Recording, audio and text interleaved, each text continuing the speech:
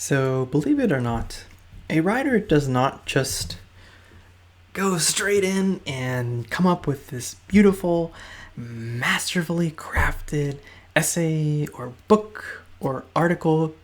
No, writing is a process. And the very first process is brainstorming, right? Brainstorming and outlining and taking your semblances of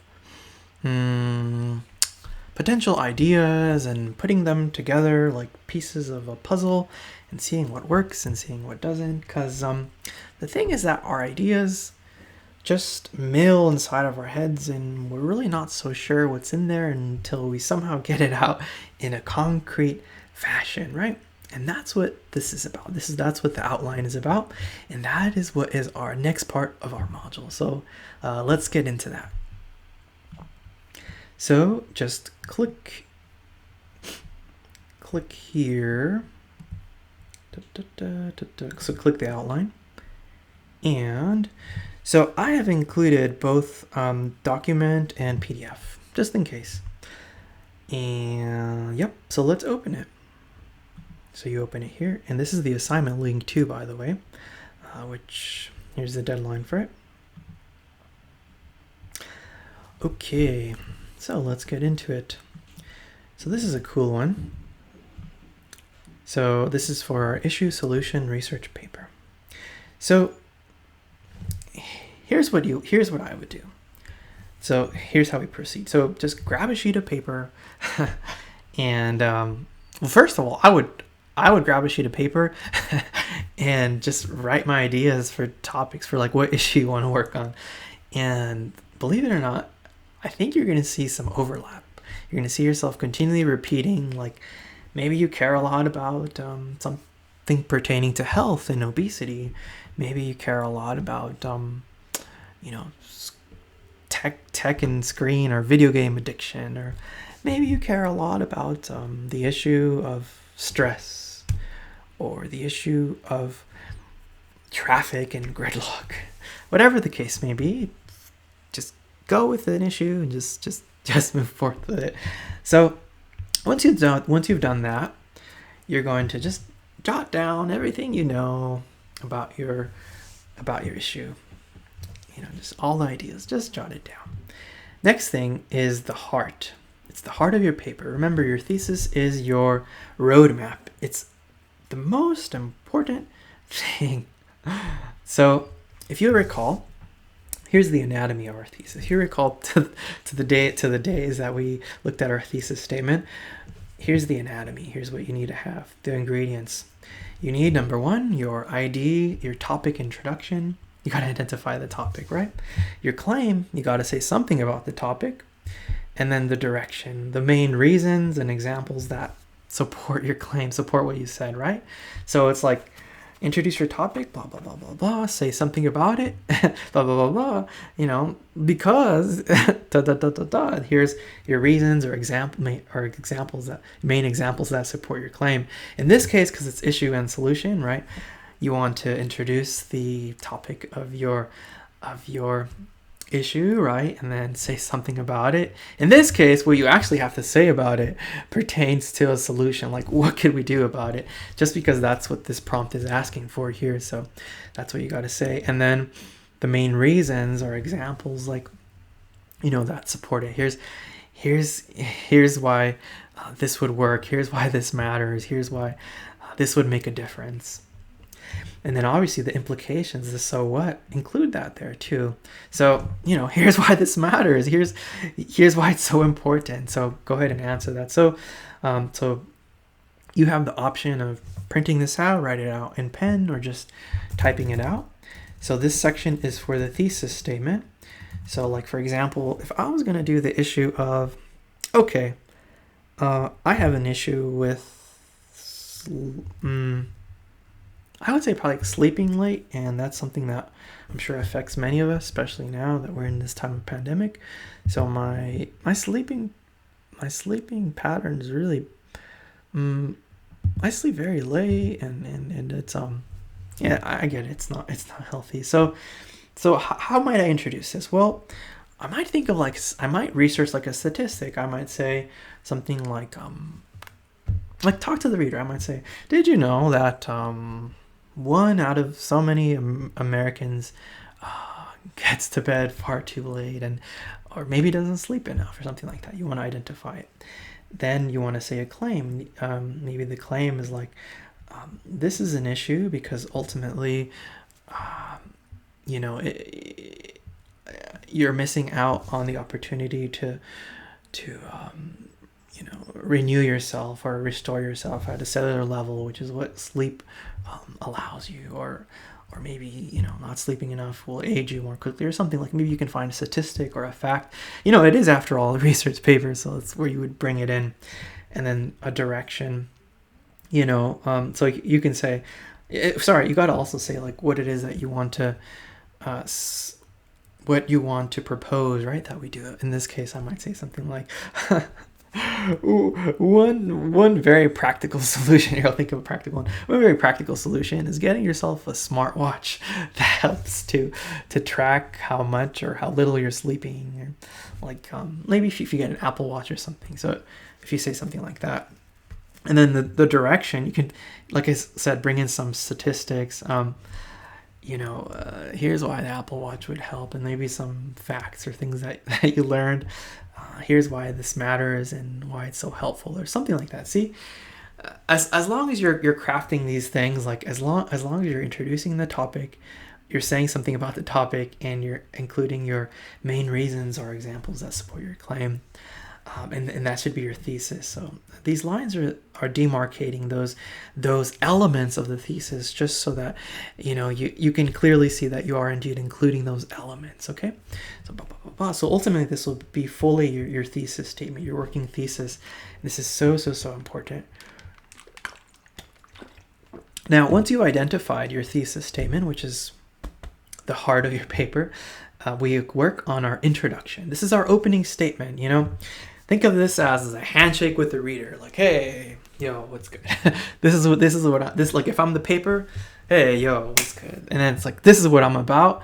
This is what I'm saying. This is why it matters. You know, so try to think of this. How will you first bring the reader into your essay? You know, a hook of sorts. Like how will you hook them on?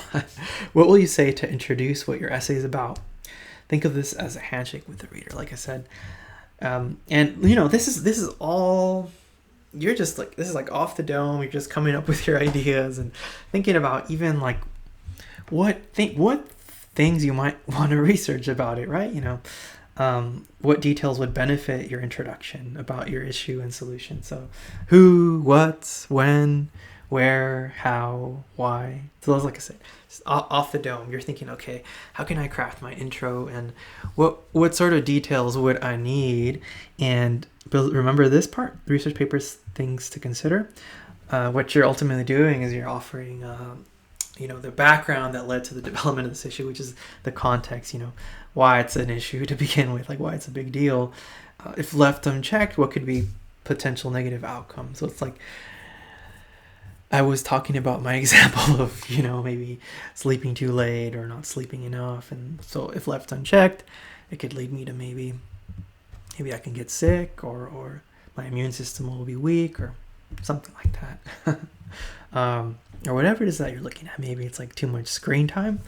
If left unchecked and you keep on doing that, then maybe your vision will start to suffer and your eyes will be strained a lot, and maybe you'll be very inactive, and you know, you won't exercise or something. I don't know. So and then same thing with your solution. Have these things in mind as you're crafting this, right? So this is all for the intro. I mean, like I said, you can just type it in or print it out, write it in pen. Okay, so the best way to actually answer this is to investigate and incorporate sources. And it is a research paper after all, and it's a compulsory requirement.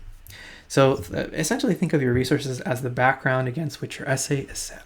This is not just all off the dome, all off of your head. No, you got to bring in sources into the conversation. That's what intertextuality is. So if the thesis statement is the skeleton, it's the roadmap, it's the game plan, but let's stick with the example of the skeleton, the main points that you're going to hit. You know, a skeleton is just a structure, right? So what the body paragraph does is that it literally adds corpulence, mass. It fleshes out this skeleton to give it life, right? And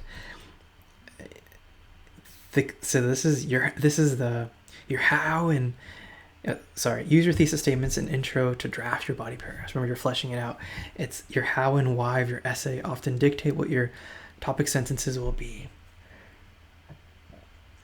What are the arguments you wish to use to prove your own viewpoint? What examples, descriptions, or quotations or statistics can you use to prove your point? So this is where it all comes back in. So you're adding mass, corpulence, you're fleshing out, hence they're called body paragraphs. You're giving body to what your main points were, right? And one thing, I know if it wasn't clear, the issue you got to select has to affect many others too, because ultimately it's a solution that you're offering so that you can help others too. So let's start with your first body paragraph. What's the topic sentence? So check this out.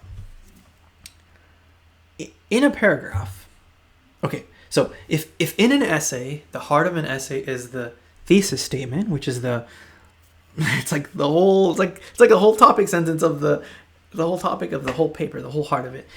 Then for a paragraph, the topic sentence is the heart of the paragraph. It's the main point. And then what follows are the supporting sentences, right? So it's like the same format over and over. Like if in an essay we have the thesis and then the body paragraphs flesh that out, then in a paragraph we have a topic sentence, which is the same thing as the thesis. It's the main point of the paragraph, and then supporting sentences flesh that out. So what will the topic sentence be of your first body paragraph? And then here comes the supporting sentences. What specific facts or ideas are you bringing into play here? And this should be evidence that proves your topic sentence. And then lastly, write a concluding sentence that explains how the evidence above proves your thesis statement. So you got to continually check yourself that you're not going off on a tangent and bringing in these random facts that have nothing to do with your thesis. So because then you deviate from the path and like you find yourself like, wait, what was they talking about? And then you get writer's block and you're like, so this is to help check you there. And so that's there for your paragraph. So just start to craft that. And if you have more than 4 body paragraphs, I think you will, you can use the back of your paper to work out which you want these things to be. So you can continue this. You could be like 5th body paragraph, 6th, and just to get an idea, because this is an outline after all.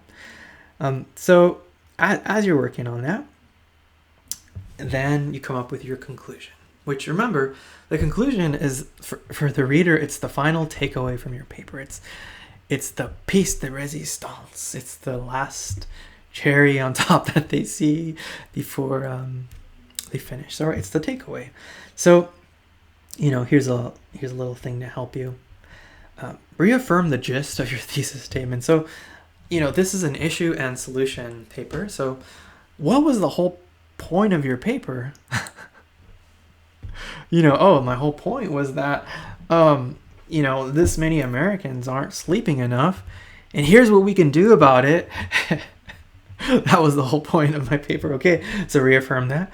And then its implications. So what? Okay, well, it matters that we sleep enough and get to bed at a reasonable hour, because if not, if left unchecked, we'll start to age more quickly and we can get sick and just feel bad and not be productive and be mentally dimmed. So you got to answer this. So what observations and conclusions do you have? So your own thoughts on this, your own ideas, like what do you think about all this? How have you proven your thesis throughout what you did here in your outline? Is there anything else that needs to be said? what should the reader do in response to reading your paper? So remember, if it's the ultimate takeaway, it's like, what do you leave the reader with now that they've read this?